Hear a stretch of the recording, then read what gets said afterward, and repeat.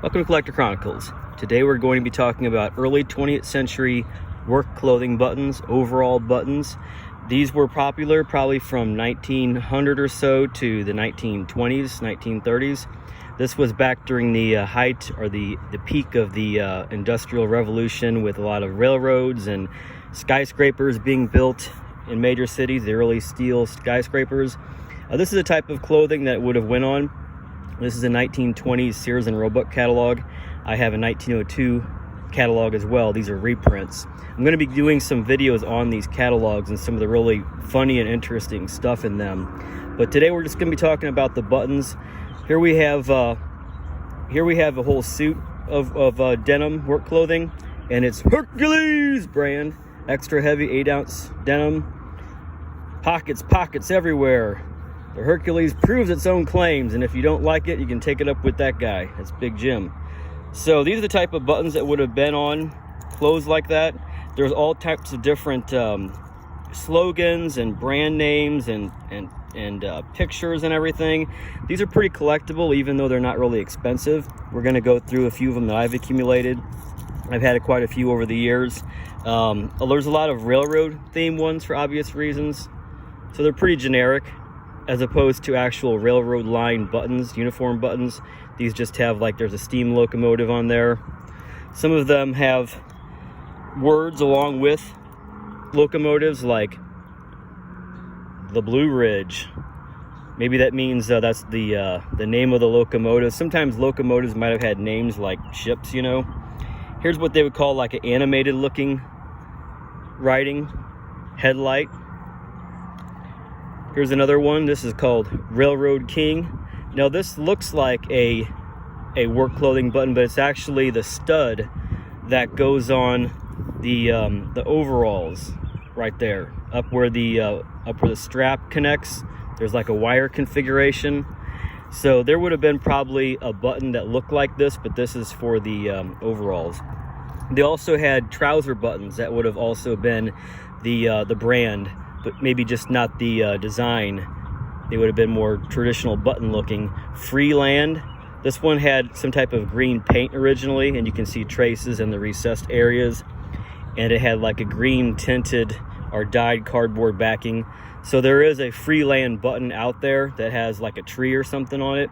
Some of these might not actually be work clothing buttons, but they're made with a very similar configuration. Like this one has like a cherry blossom looking flower. This one right here has a maritime or naval motif with the anchor and the flag and paddle and everything.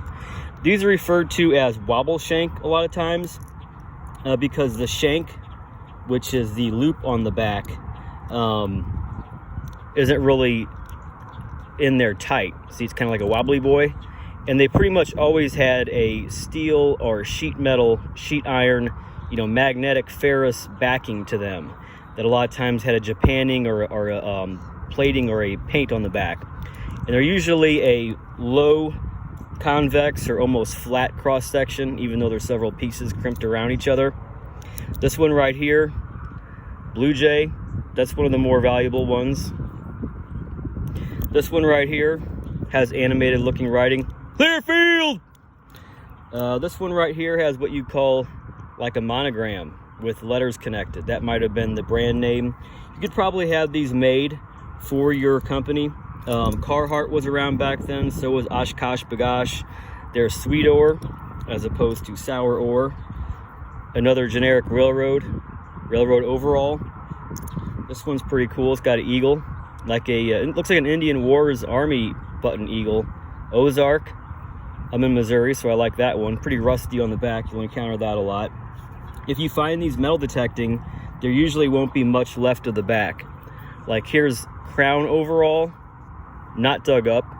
And this is one of them that has the date on it, like patented 7/22/1918 or 1913. And then like another patent date on the back. See? So a lot of these ones that have the dates on them, they're from the teens or 20s. There's the Crown overall, but this one was dug up by somebody. And you can see the back is pretty good condition for being dug. I imagine if you're in the Southwest, these are going to be in fairly decent shape. But like, here's one I found along the Mississippi River. Fits, and there's nothing left of the back. You know, brass does pretty good in the ground, so does copper. This one might not be a work clothing button. 1903, it's got a U.S. coinage looking Indian princess. It's got an aluminum back. Looks kind of newer. They did have aluminum back then. It was kind of a new thing. Here's another one of the studs with a 3D looking locomotive. I don't know if a lot of people know this, but the first motion picture shown to an audience was in a theater, and they had a locomotive coming right at you, and everybody freaked out and ran out of the theater because they thought like they're about to be hit by a train. A little bit of motion picture history for you. Okay, we already looked at that one. Enterprise, a little smaller one, has like a bull on them. A lot of things had like, you know, bull or toughness type of theme. Let's see, one of them had, yeah, this one right here. I know somebody that I'm going to give this to. His last name is Workman, so I want to make the video so I can give him the button. This one is really nice shape, actually. It's got all that Japanning on the back, 1918. An interesting thing also about the railroads is there used to be tons and tons of railroads in the U.S. And I think for World War I, the government like merged them for the war effort or something. And then it never completely recovered. There were like a number of consolidations, but there were thousands of different railroads. Short lines, longer lines. This one right here, the surprise store. I'm not really big on surprises, so I don't really want to go to the surprise store. They probably had like Pennywise working behind the counter with some balloons. I think that's about everything, actually. Yeah. So yeah, there's a book on these right here. Oh, this one I think is a U.S. Army issue dungarees button. I might be mistaken, but I think that's what that is. I think we got them all. Yeah. So this book right here, this is an original. Reprints are available. I saw on eBay a reprint for like 80 bucks. This is a first edition, I believe. Pictorial overall buttons. National Button Society published it. And to give credit to the author here, Jane Ford Adams and Lillian Smith Albert, Boyertown Publishing, 1965. And there's, you know, the dates that I was mentioning that these were manufactured. I'm going to go back through some of my videos where I have a reference to a book, and in the description I'm going to start leaving the exact information on the books that you can find it if you want to buy the books. It's a pretty short or small book, small format, but it's extremely useful for how big it is. It packs a wallop. It has all the classifications there, usually with themes, lots of locomotives.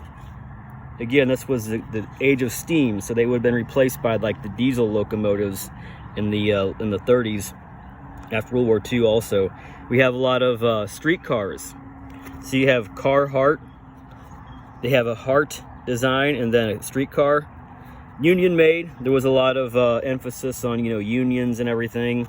A lot of these look similar to actual railroad lines, like Southern Special. There was Southern Pacific that had that same kind of like sunrise or sunset with the tracks going into the horizon. Mogul was an actual type of locomotive, I believe, with the wheel configuration. Yeah, more locomotives. Probably that's the overall or the overwhelming majority. There's like a whale.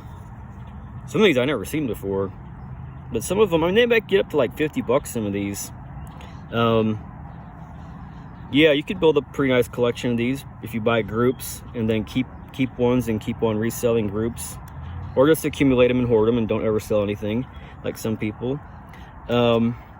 Yep, there's a lot of Indians. That's always a really popular, desirable motif. One thing it says in the book that's really interesting, they're talking about making them, and they had like a railroad line going into the button factory to get in raw materials and ship buttons out, I guess. And it mentions that they would get loads of soup cans, like early soup cans, and then they had women that they paid, you know, like it was like they call it leisurely work in the book. I don't know if that's But they would take the soup cans and they'd burn off all the labels and stuff, and then they would burn off all the solder, and then they'd flatten them out. And the backs of soup cans were what they used with a die to punch out the backs of these, which is really interesting because this was in the Industrial Revolution and the coal age, and the fact that they were repurposing, they probably had a monetary incentive to do that, but it's pretty cool that they were reusing trash, and that's where these button backs came from. That I never heard about that. It also mentions in the book, and there's animals and anvils and stuff. They're talking about the logos that they used on these, and it says that it's kind of like a marketing ploy with the logos, and they're like union made by the men, brotherhood. And then it says that the mottos, they say in so many words or by implication, I, the maker of this garment, am a fine fellow, and you, the wearer, are a fine fellow too. I thought that was pretty funny. So anyway, that's the work clothing button. Oh yeah, this in this catalog here, I thought it was pretty cool. They got surplus U.S. Army World War I jackets, $1.50, and they also have the breeches, which back in the 20s, these riding breeches and these engineer boots were like really popular. That was like the time of Amelia Earhart, like 20s and 30s, and that was like really fashionable look with those riding breeches. All right, so we got a whole button playlist. If you look on my page, go and follow me on Instagram. I'm also on TikTok, and thanks for watching.